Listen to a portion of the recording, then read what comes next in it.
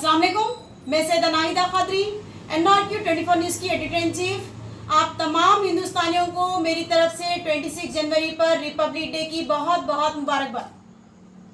अब मैं अपने इस ओहदे से NRQ 24 न्यूज़ की एडिटर इन चीफ जो ओहदा है उसे मैं बाजू अपने हटा रही हूँ। इस वक्त मैं एक आम औरत हूँ, खिदमत खल्क एसोसिएशन की प्रेसिडेंट और एक सोशल वर्कर।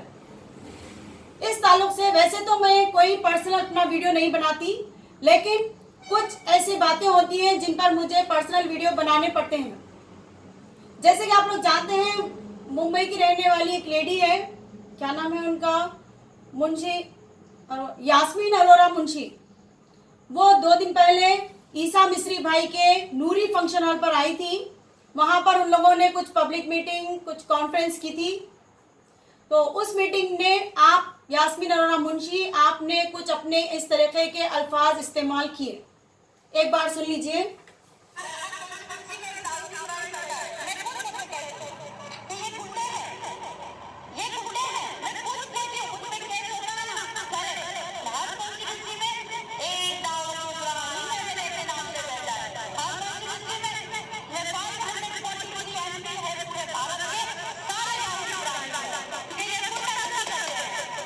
जैसे कि आपने देखा अभी अभी, आपने कहा यास्मीन अरोरा मुंशी, आपने कहा कि हर कॉन्स्टिट्यूएंसी में एक दाऊद इब्राहिम बैठा है और 543 एमपीज में 43 एमपीज जो है पूरे के पूरे 543 एमपीज दाऊद इब्राहिम है, जिनमें से एक एमपी नकीब मिल्लत जनाब असदुद्दीन अवैसी है, जिसमें से एक एमएलए जनाब अकबरुद्दीन अवैसी हबीब मिल्लत भी है।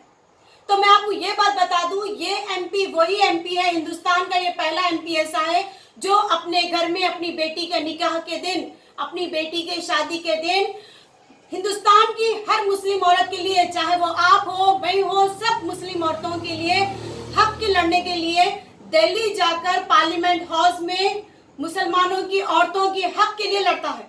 ये वही एमपी है। क्या ये आपको दाऊद इब्राहिम नजर आता है?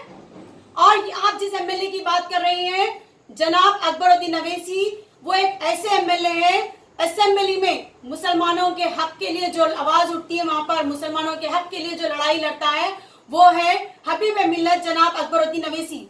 तो आप जब अपने बयान देती हैं, जब आप अपने हेट स्पीचेस देती हैं, उस वक्त आप शायद ये भूल जाती हैं कि आप किसके बारे में बात कर रही हैं। ये वही असदुद्दीन अवैसी है जो भैंसा जाकर मुसलमानों के हक के लिए लड़ते हैं। महाराष्ट्र, आपके खुद जो आपका खुद शहर है, वहां पर आकर आप वहां पर भी मुसलमानों के हक के लिए लड़ते हैं, बल्कि सारे हिंदुस्तान में दौरा करते हैं मुसलमानों के हक के लिए। यूपी, बिहार, हर जगह वो जाते हैं मुसलमानों के हक के लिए लड़ने के लिए। तो आपको वो कहां से आपको दाऊद इब्राहिम नजर आ गए? आप किस बिना पर कहती हैं कि वो दाऊद इब्राहिम है? और आपको क्या हक बनता है किसी को दाऊद इब्राहिम कहने का? आप मुझे ये बता दें कि आपको क्या हक बनता है दुनिया की आवाम को आपको बुरा कहने का? और आपने जो बार बार कहा है कि एमएलए एमपीज गुंडे हैं, दाऊद इब्राहिम है, ये आपने हैदराबाद के भी एमएलए और एमपी के बारे में कहा है, और ये हैदराबाद मेरा घर है, और आपने जो अल्फाज इस्तेमाल किए हैं वो मेरे घर के, मेरे अपने एमएलए और एमपी के बारे में आपने ये अल्फाज इस्तेमाल किए हैं। तो मैं आपको ये कहना चाहती हूँ कि आप अपने ये अल्फाज को अगली बार दोबारा ना दोहराएं। ये देखिए ईसा मिस्री भाई का वीडियो। यास्मीन अरोरा मुंशी जी जो लेडी है, वो एक प्रोग्राम यहाँ पर हमारे पास कोई मुनाफिक किया थे, उस सिलसिले में वो आई, मगर उनको भी जो गाली गुफ्तार कर रहे लोग, वो लोग भी गलत है। वो लोग, क्योंकि किसी भी औरत को, एक महिला को गाली देना बुरी बात है। ईसा मिस्री भाई, जैसे कि आपने इस वीडियो में कहा कि यास्मीन अरोरा मुंशी को हैदराबाद के लोगों ने गालियां दी। पहले तो मैं आपको ये बात बता दूं, आपने हैदराबाद के बाहर महाराष्ट्र में रहने वाली लेडी को हैदराबाद बुलवाया, अपने नूरी फंक्शन हॉल में मीटिंग रखवाई, और इस मीटिंग में यास्मीन अरोरा मुंशी हैदराबाद आकर हैदराबाद के ही पॉलिटिशियंस को गुंडा कहती हैं, दाऊद इब्राहिम कहती हैं, और आपने कहा कि उनको लोगों ने गालियां दी। जब वो यहाँ पर आकर हैदराबाद के पॉलिटिशियंस को, हैदराबाद के अवाम को तकलीफ देंगी, तो जाहिर सी बात है उनको लोग गालियां ही देंगे। लेकिन ये बात आपकी बिल्कुल सही है कि इनको गाली नहीं देना चाहिए था, क्योंकि वो एक लेडीज है, लेडीज को गालियां नहीं देनी चाहिए। जैसे कि वो भी किसी की बहन है, बीवी है, बेटी है। मैं मानती हूँ यास्मीन अरोड़ा मुंशी को जिन लोगों ने गालियां दी है वो बिल्कुल गलत है, उन्हें गालियां नहीं देनी चाहिए थी। लेकिन यास्मीन अरोड़ा मुंशी जिस तरीके के अल्फाज इस्तेमाल करती हैं, जिस तरीके का वो बयान देती हैं, जैसे कि वो स्पीचेस अपने देती हैं, आप उनके बयान सुनिए। उन्होंने कहा है कि हैदराबाद के सारे मर्द, नौजवान, बच्चे जो हैं सारे नामर्द है, हिजड़े हैं। सुनिए आप थोड़ा पहले। क्या कमी रह गई थी हैदराबादियों को? क्या कमी रह गई थी? अरे सुअर है तुम लोग, सुअर। तुम लोग उन हिजड़ों से बदतर है जिन्हें अल्लाह ताला ने हिजड़ा पैदा करा। तुम मर्द नहीं है। तुम लोग चूड़ियां पहनो, तुम लोगों चूड़ियां पहने के काबिल है। अरे शर्म करो। कौन सी जात के मर्द हो रहे तुम लोग? कौन सी जात के मर्द हो? मैं भारत के सारे मर्दों को बोल रही हूँ। आपने मेरे हैदराबाद के तमाम भाइयों को हिजड़ा नामर्द कहा। यकीन मानिए अगर आप बिना शादीशुदा होती या बैचलर होती, अनमैरिड होती, तो यास्मीन अरोड़ा मुंशी मैं आपको हैदराबाद की बहू बनाती। हैदराबाद के किसी नौजवान लड़के से आपकी शादी, सॉरी नौजवान लड़के से तो नहीं, आप एक बड़ी उम्र की औरत है, आपके सामने मैं बहुत छोटी हूँ, आपकी उम्र के हिसाब से किसी हैदराबाद के मर्द आदमी से आपकी शादी करवाती। जब देखते थे कि हैदराबाद के जो आदमी है, जो नौजवान जो भी है, सब हिजड़े नामर्द हैं या मर्द हैं। आपने जो अल्फाज इस्तेमाल किए हैं, मैंने उन्हीं अल्फाजों में अपना जवाब दिया है आपको, क्योंकि आपने जिस तरीके के अल्फाज इस्तेमाल किए उसी तरीके का मैंने आपको जवाब दिया है। मेरी इस तरीके की लैंग्वेज नहीं है, मैं इस तरीके के बयान नहीं देती, लेकिन आपके अल्फाजों के हिसाब से मुझे भी जवाब देना पड़ा। इसलिए आप आइंदा बार याद रखिए, सिर्फ हैदराबाद की नहीं बल्कि सारे हिंदुस्तान के भाइयों के बारे में बोलने से पहले 10 बार सोचिए।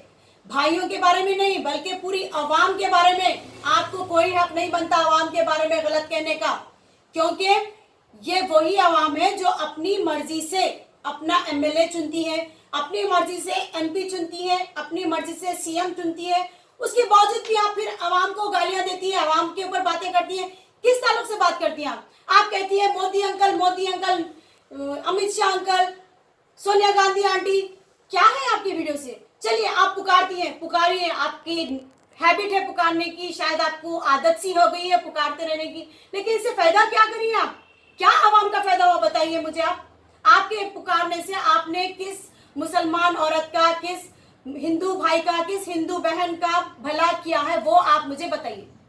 जस्ट वीडियो बना दी थी। वैसे तो मैं आपकी वीडियोस नहीं देखती, जस्ट 2 दिन पहले से मुझे लोगों ने बताया कि मैडम देखिए यास्मीन अरोड़ा मुंशी मैडम जो है वो इस तरह के वीडियो बना रही है, देखिए उन्होंने ऐसे वीडियोस बनाते हैं। तो जब मुझे नॉलेज में मेरे जब आया कि आप इस तरह के वीडियोस बनाती हैं, पता नहीं आपको ऐसे स्पीचेस देने में क्या मजा आता है। आप सिर्फ बोलती हैं। मैंने आपके चेहरे से एक चीज पढ़ी है कि आप सिर्फ बोलती रहती हैं, आपको बोलने की आदत सी हो गई। कोई काम की वीडियोस नहीं रहती आपकी, सिर्फ आप बोलती हैं, कुछ करती कुछ नहीं है। सिर्फ आप बोलती हैं, लोगों को एक तमाशे की तरह लगता है, वो देख लेते हैं, फिर मोबाइल बंद करते हैं, फिर हट जाते हैं। उसके बाद क्या एक्शन होता है? आपके पुकारने से कुछ एक्शन होता है? बिल्कुल नहीं। ये देखिए आपका बोलना। आप मुझे बताएं कि मजलिस ने असदुद्दीन साहब ने, अकबरुद्दीन ओवैसी साहब ने मुझे पार्टी में आने के लिए क्यों वेलकम नहीं किया अभी तक? आप जवाब दें। जैसे कि आपने कहा कि असदुद्दीन ओवैसी साहब ने, अकबरुद्दीन ओवैसी साहब ने मुझे एमआईएम पार्टी में शामिल क्यों नहीं किया, तो मैं आपको एक बात ये बता दूं कि एमआईएम पार्टी में काम करने वालों की अहमियत है, पुकारने वालों की नहीं। और आप जिस तरीके से पुकारती हैं ऐसे लोगों की वहां पर कोई अहमियत नहीं है। और आप कह रही हैं कि असदुद्दीन ओवैसी साहब तक ये वीडियो चले जाए, अकबरुद्दीन ओवैसी साहब तक ये वीडियो चले जाए। मेरी बहन, उन लोगों के पास इतना टाइम ही नहीं है। और आपकी वीडियो उन लोगों के पास, तो क्या उनके पास जो असिस्टेंट होते हैं, उनके जो पीए होते हैं, वो लोग के पास भी फुर्सत नहीं है आपकी वीडियो देखने की। उनके पास जाना तो दूर की बात है। और आपको मैं एक बात बता दूं, दारुस्सलाम कभी देखा है आपने? दारुस्सलाम वो जगह है जहां पर हिंदुस्तान का कोई भी गरीब, कोई भी अमीर आदमी जब वहां पर अपनी फरियाद लेकर जाता है तो वहां के जितने भी एमएलए हैं सब उन गरीब को, उन अमीर लोगों को गले लगाते हैं, उनका काम करते हैं। और वहां के जो एमपी है वो भी हर गरीब को अपने गले लगाते हैं। लेकिन आप जैसे पुकारने वाले लोग और पहलवान लोग जो होते हैं वहां पर हाथ बनकर नीचे मुंडी कर बैठते हैं। मैं आपको एक बात बता रही हूँ, मेरी बात आप अपने ज़हन में बिठा लीजिए। वहां पर सिर्फ मेरी बहन काम करने वालों की कदर है, पुकारने वालों की कुछ कदर नहीं है वहां पर। ये देखिए आपका और एक बयान। ये कहा कि आज तक हमारे एरिया के एमएलए भी उनमें इतनी ताकत नहीं थी कि वो जाकर राजा सिंह के ऑफिस में बैठकर उसको सवाल कर सके कि तू मजलिस के खिलाफ बात कर। मेरी बहन, आपने अभी अभी इस वीडियो में बताया कि किसी शख्स ने आपसे कहा कि हमारे कोई एमएलए में इतनी हिम्मत नहीं है कि जाके राजा सिंह के ऑफिस पर पूछे कि मजलिस के लोगों को गाली क्यों दिया आपने। आपके इत्तला के लिए मैं एक बात बता दूं, राजा सिंह गोशा महल के एमएलए हैं। गोशा महल की आवाम उन्हें पसंद करती है, इसीलिए वो वहां के एमएलए हैं। लेकिन एक बात आपको ये भी पता होनी चाहिए कि गोशा महल में ही वही एरिया में दारुसलाम है। दारुसलाम जहां पर है, आप अपने खास आदमी राजा सिंह को कहिए कि एक बार जाकर दारुसलाम के सामने ठहर के सेल्फी लेकर बता दे, या फिर वहां का जो चौरस्ता है वहां से गुजर के बता दे। इसलिए मैं आपको ये कहना चाहती हूँ कि आपने कहा कि किसी एमएलए में हिम्मत नहीं है, इसी बात का मैं आपको जवाब दे रही हूँ। अच्छी तरह सुनिए, अकबरुद्दीन अवैसी जब किसी रोड से गुजर रहे हैं, इस बात का अगर राजा सिंह को पता चलता है तो वो उस रोड से नहीं गुजरते। दूसरी बात, अगर अकबर अवैसी की गाड़ी को राजा सिंह देख ले दूर से भी आते हुए, तो वो यू टर्न लेकर चले जाते हैं। समझ में आ रहा है आपको मैं क्या कहना चाह रही हूँ?